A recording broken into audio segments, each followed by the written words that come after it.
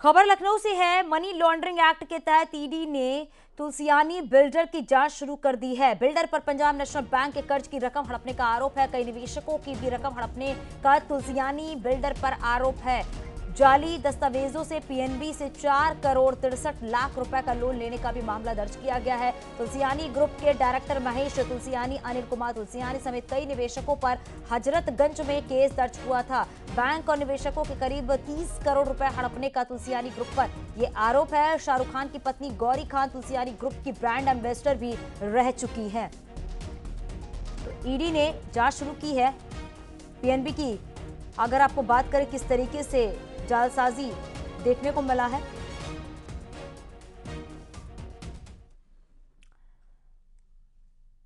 आज दिल्ली में इंडी गठबंधन की मीटिंग होगी। इस मीटिंग में एसपी अध्यक्ष अखिलेश यादव भी शामिल होंगे। 5 राज्यों के चुनाव संपन्न होने के बाद कांग्रेस की तरफ से इंडी गठबंधन के प्रमुख नेताओं को दोपहर 2 बजे कॉन्स्टिट्यूशन क्लब में बैठक का प्रस्ताव दिया गया है। दरअसल 5 राज्यों के चुनाव के चलते मुंबई के बाद इस गठबंधन की कोई बैठक नहीं हो सकी थी, जिसके कारण कांग्रेस के साथ 5 राज्यों में तालमेल न होने के चलते गठबंधन के भीतर काफी मतभेद देखने को भी मिले थे। इससे पहले 6 दिसंबर को इंडी गठबंधन की बैठक बुलाई गई थी, जिससे पश्चिम बंगाल की सीएम ममता बनर्जी और बिहार के सीएम नीतीश कुमार समेत अन्य विपक्षी नेताओं ने किनारा कर लिया था। अब इंडी गठबंधन की बैठक आज होगी, जिसमें कहा जा रहा है कि सीट शेयर समझौते पर काम करने को लेकर बातचीत होगी। इस बैठक में शिवसेना यूबीटी के मुखिया उद्धव ठाकरे, तमिलनाडु के सीएम एमके स्टालिन, पश्चिम बंगाल की सीएम ममता बनर्जी दिल्ली पहुंच चुकी हैं। साथ ही बिहार के सीएम नीतीश कुमार, आरजेडी के अध्यक्ष लालू प्रसाद यादव भी इस बैठक में शामिल हो सकते हैं।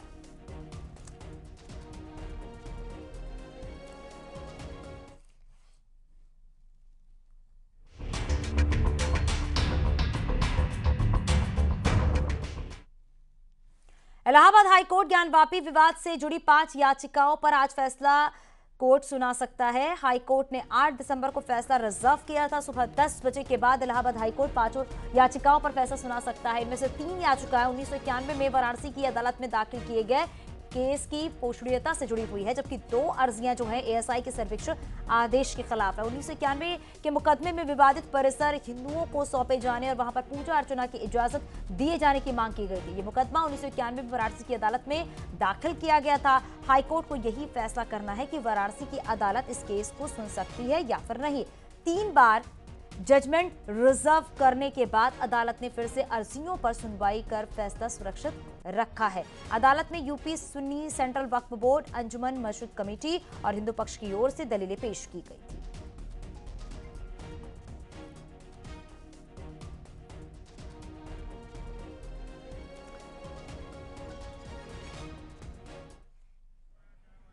ज्ञानवापी विवाद से जुड़ी 5 अर्जियों पर आज इलाहाबाद हाईकोर्ट अहम फैसला सुनाएगी। जस्टिस रोहित रंजन अग्रवाल की सिंगल बेंच करीब 10 बजे फैसला सुनाएगी। दरअसल इसमें से जो 5 याचिकाएं हैं, उनमें से 3 याचिकाएं अंजुमन इंतजामिया मसाजिद कमेटी और 2 याचिकाएं यूपी सुन्नी सेंट्रल वक्फ बोर्ड से जुड़ी हुई हैं। इन याचिकाओं में 1991 में वाराणसी की जिला अदालत में दाखिल केस की पोषणीयता से का मामला उठाया गया है। इसके साथ ही साथ 2 याचिकाएं एएसआई सर्वे को लेकर भी दाखिल की गई हैं। इन सभी याचिकाओं पर सुनवाई पूरी होने के बाद 8 दिसंबर को इलाहाबाद हाईकोर्ट ने अपना फैसला रिजर्व कर लिया था और सभी को इंतजार इस फैसले का है। इस फैसले से यह तय हो जाएगा कि वाराणसी ज्ञानवापी विवाद से जुड़ी इस मामले में जो 32 साल करीब पुराना है, इसमें सुनवाई आगे हो सकती है कि नहीं, और इसके साथ ही साथ यह भी तय हो जाएगा कि एएसआई सर्वे को लेकर इसका क्या भविष्य होगा। हालांकि एएसआई सर्वे दूसरे मामले में हो चुका है और उसकी रिपोर्ट भी वाराणसी की जिला कोर्ट में दाखिल हो चुकी है। लेकिन जहां तक केस की पोषणीयता का सवाल है, मुस्लिम पक्ष ने अंजुमन इंतजामिया मसाजिद कमेटी और यूपी सुन्नी सेंट्रल वक्फ बोर्ड ने कोर्ट में जो दलील दी है, उसके हिसाब से ये कहा है कि वर्ष 1991 के वर्शिप एक्ट के मुताबिक यह केस पूरी तरह से बाढ़ है और इसकी सुनवाई नहीं हो सकती है। जबकि हिंदू पक्ष की दलील कोर्ट में यही थी कि यह देश की आजादी के पहले का मामला है, इसलिए इस मामले की सुनवाई की जा सकती है। अब देखना है कि कोर्ट ज्ञानवापी विवाद से जुड़े इस मामले में क्या फैसला सुनाता है। कैमरा पर्सन उपेंद्र के साथ सर्वेश दुबे, न्यूज 18 प्रयागराज।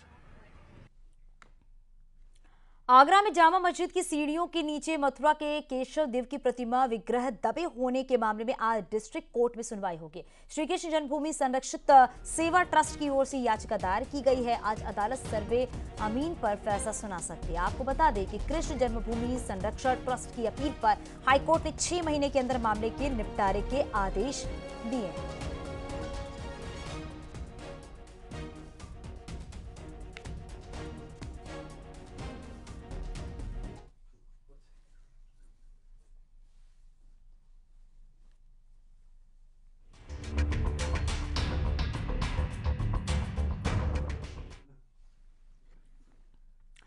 सपा नेता आजम खान की मुश्किलें बढ़ सकती हैं। जौहर यूनिवर्सिटी निर्माण की इनकम टैक्स जांच में यह खुलासा हुआ है। यूनिवर्सिटी निर्माण में लगे करीब 450 करोड़ के हिसाब किताब में गड़बड़ी मिली है। माना यह जा रहा है यूनिवर्सिटी निर्माण में लगी 450 करोड़ की काली कमाई जो लगी है, अब उसको लेकर जांच होगी। यूनिवर्सिटी निर्माण में 2 इमारतें बनाने की मंजूरी मिली थी, 2 की मंजूरी पर 59 इमारतें बना डाली गई है। यूनिवर्सिटी की लागत 46 करोड़ रुपए बताई गई थी। यूनिवर्सिटी निर्माण में दान देने वाली कई कंपनियों और लोगों ने चंदा देने की बात नकारी है। चंदा देने वाली कई कंपनियों का अस्तित्व ही नहीं मिला है। इनकम टैक्स ने ईडी को भेजी अपनी रिपोर्ट। यूनिवर्सिटी निर्माण की पहले से ही ईडी जांच कर रही है। इनकम टैक्स की रिपोर्ट को अपनी जांच में शामिल कर सकती है ईडी।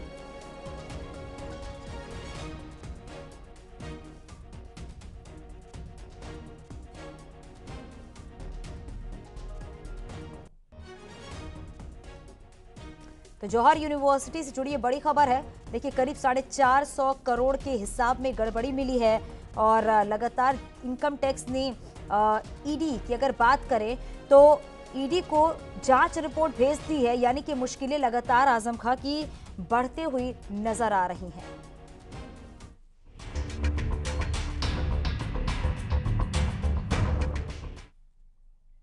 पीएम नरेंद्र मोदी आज वीडियो कॉन्फ्रेंसिंग के माध्यम से स्मार्ट इंडिया हैकाथॉन 2023 के ग्रैंड फिनाले के प्रतिभागियों के साथ बातचीत करेंगे। पीएम मोदी प्रतिभागियों को संबोधित भी करेंगे। स्मार्ट इंडिया हैकाथॉन शिक्षा मंत्रालय के इनोवेशन सेल के एक राष्ट्रव्यापी पहल है जो कि छात्रों को सरकार, मंत्रालयों, विभागों, उद्योगों और अन्य संगठनों की गंभीर समस्याओं को हल करने के लिए एक मंच प्रदान करती है। छात्रों के बीच समस्या समाधान की संस्कृति विकसित करती है। आपको बताते चले कि स्मार्ट इंडिया हैकाथॉन 2023 का ग्रैंड फिनाले है। मेरठ की शोभित यूनिवर्सिटी में इसका आयोजन है। पीएम नरेंद्र मोदी वर्चुअली इसमें जुड़ेंगे और बताया जा रहा है कि थोड़ी देर के बाद प्रतिभागियों से भी बातचीत करेंगे प्रधानमंत्री नरेंद्र मोदी। और आज से 23 दिसंबर तक ये आयोजन होगा। मेरठ में 10 राज्यों के 150 प्रतिभागी जो हैं वो शामिल हो रहे हैं। 36 घंटे लगातार चैंपियनशिप चलेगी। प्रतिभागी अंतरिक्ष प्रौद्योगिकी, स्मार्ट